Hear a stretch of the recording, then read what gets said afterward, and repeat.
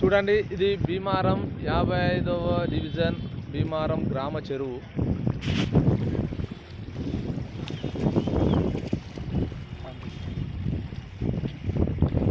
అది బ్రాహ్మణ సంఘం, అది హాలు, అదంతా కబ్జాకు గురైందే. ఆ కాంపౌండు, ఆ కట్టిన ఇళ్ళన్నీ కబ్జాకు గురైనాయి. అవన్నీ ఎఫ్టిఎల్ బఫర్ జోన్ కిందికే వస్తాయి. నడుస్తుంది.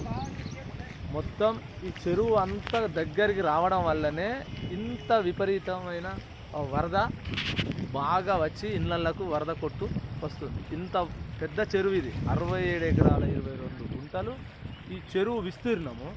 మొత్తం అవన్నీ కబ్జాకు గురైనాయి. చెరువులో మునిగిన ఇండ్లు.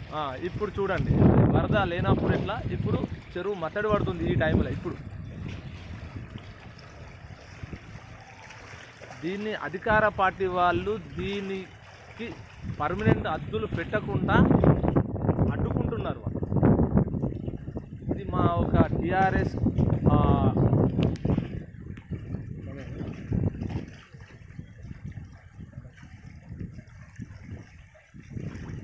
బ్రాహ్మణ సంఘం.